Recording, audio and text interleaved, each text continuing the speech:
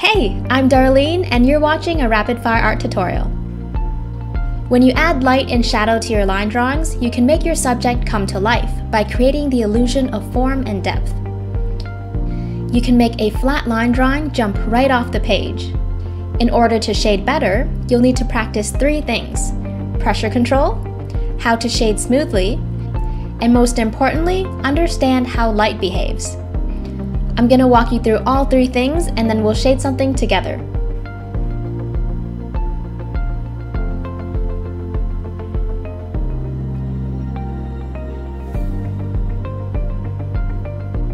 Pressure control.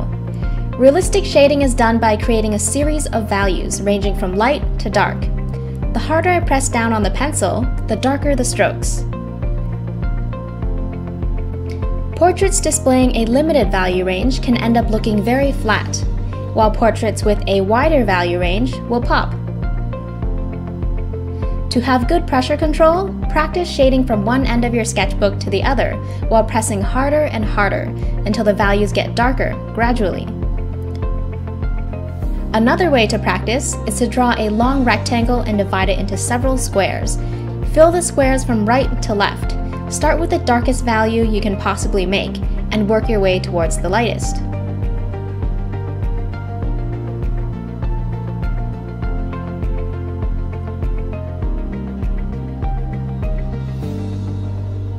It's important to maintain a consistent pressure between each back and forth stroke, or each individual stroke. This will take some practice and concentration to develop the muscle memory for. If you're interested in the tools I use and want to learn more about the different pencil types, check out the link below. Some tools can make shading easier for you, but you absolutely do not need any special pencils to get started, because you can draw and shade realistically with pretty much anything that can make light to dark marks.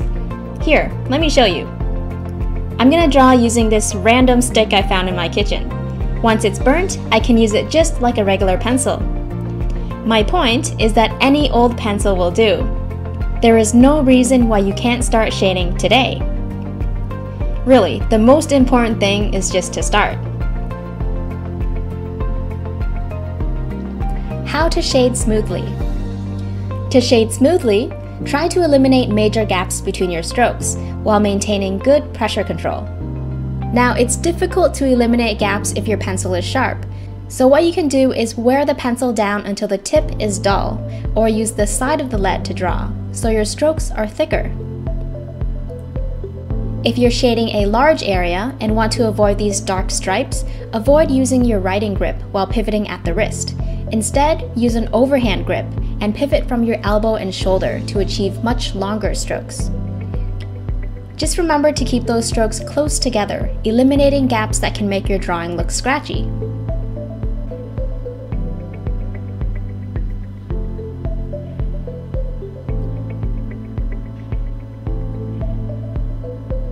Understanding light. Have you ever tried shading something over and over without it looking even close to your subject? For most beginners, shading is probably a guessing game. That's totally what it was for me. Until I learned a few basics about light, things just started making more sense. Knowing where to correctly add light or shadow can make a really big difference in how realistic your artwork will come across. I'm going to use a sphere to point out the different elements of light, because the patterns are a lot easier to point out than a complex form, such as a nose, for example. Here we have a plain wooden ball with a light source coming down from the top left. We have 2 distinct sides: the light side, which is facing the light source, and the shadow side, which is turned away. At the edge of our shadow, we have something called a core shadow, which is a dark strip running along the boundary between the 2 sides. The core shadow is most visible on a white table because white is highly reflective. Light rays come down, bounce off the table, and illuminates the shadow side of the ball, leaving a dark band. So as you can see, we have 2 types of light: direct light and reflected light. That's why shadows are rarely all black. There are so many things in the environment that light can reflect off of. walls, nearby objects, or even dust particles floating around in the air. Do keep in mind that black surfaces absorb light, so in this example, the core shadow is no longer visible. Going back to the image of the nose, can you tell which areas are lit by reflections and where the core shadows are?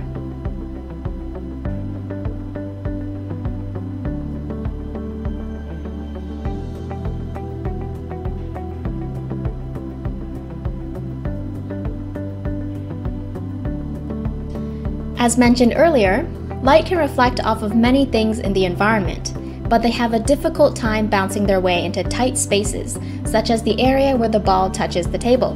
This is called an occlusion shadow. And this is a cast shadow, which appears when a form blocks light from reaching another. In this case, the ball is blocking light from reaching the table. The cast shadow can tell you where the light source is coming from.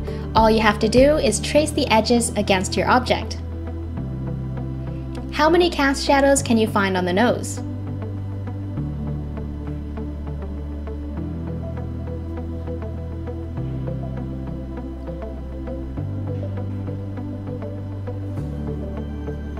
Let's move on to the light side of the ball. On this side, there are only 3 things I need to point out. There's the core light, which is the area facing the light directly. Then there's the highlight, which is actually a reflection of the light source. This is the brightest point on an object. The edges can appear soft on matte surfaces, like this wooden ball, or hard on shiny surfaces, such as a plastic ball. And as unintuitive as it seems, the highlight can change position depending on where you're standing. The very last thing are midtones, or halftones. Midtones are the darkest values on this side of the ball, where the edges start curving away from the light source. These areas receive less and less light the more they angle away. Can you point out the core light, highlight, and midtones on the nose?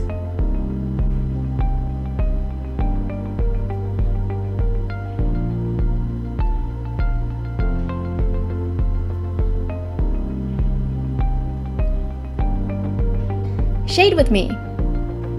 Let's shade an apple together without looking at any reference images. With our basic knowledge of how light behaves, we can essentially draw from our imagination. We might not be very accurate, but it's a great way to actively think about how light behaves. First, sketch your apple. It doesn't have to be perfect at all. Just try to get something down on your sketchbook. Try to keep your outlines as light as possible. My sketch is extra dark, so you guys can see it better. We want it to sit on a table, so draw the edge of that table behind your apple. Then erase any unneeded lines. The next step is to determine where the light is coming from. Let's have one shining down from the top left. Draw a little flashlight or sun just to remember where it is. Where the apple blocks light from reaching the table, let's draw a cast shadow. You can use a ruler to find the cast shadow's length. Just align it to your light source and the edge of the apple.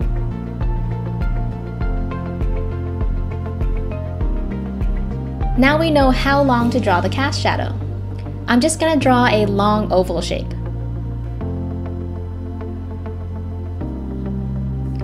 Where the dotted lines touch the apple, we have our boundary between the light and shadow side. Let's say the apple is sitting on a white table. How do you think the shadow side will look, taking reflected light into consideration? Draw a core shadow, making sure the thickest section is the darkest.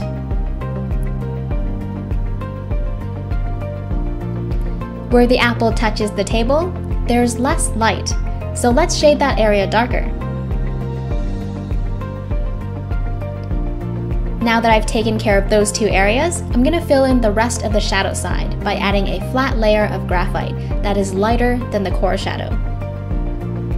Once you're done, soften the transition between each area to avoid that hard edge between light and dark values.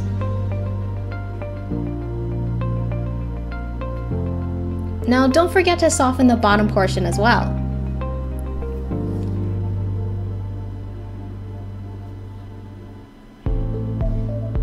If you're shading an object with a matte surface, an abrupt or immediate transition can indicate a sharp edge, while a gradual transition can indicate a round edge.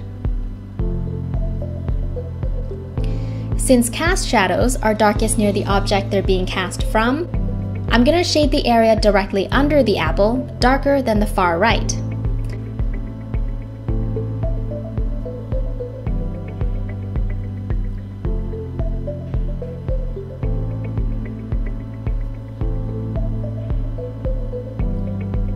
How bright do you want the light side of the apple to be? It's totally up to you. Pick a light value and then shade the entire space flatly. The next thing we need to do is blend the two distinct sides of our apple, so it all comes together nicely. Where the form turns away from the direct light, add your midtones, which will immediately make the surface appear rounder.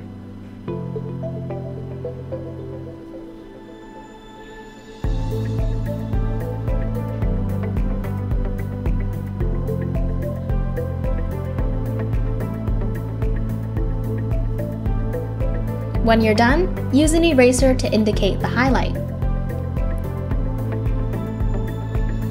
If you want your drawing to pop out of the page, exaggerate some of those values to create depth.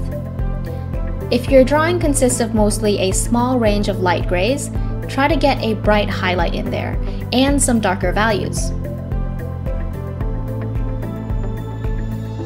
Now, outlines can make a drawing look cartoony, so make sure they blend in with your shading, or erase them as you go along.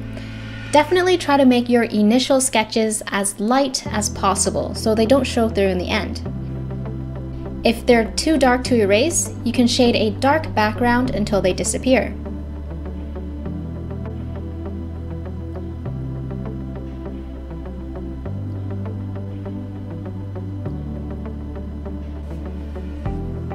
Practice. Place a few objects on a table under a single light source. Observe the patterns of light and shadow on each object. Understand what you're looking at and try to draw the scene in a fairly organized manner. It can help to pick an object up and turn it around to study it from different angles. If you want a bigger challenge, ask a willing friend or family member to be your study subject. Use only one light source on his or her face. It really helps to draw people that you know very well.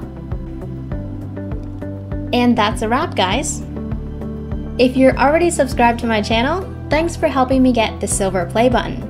If you haven't subscribed yet, hit that big red button down below. Let me know if you like this format, and if you want more shading related videos.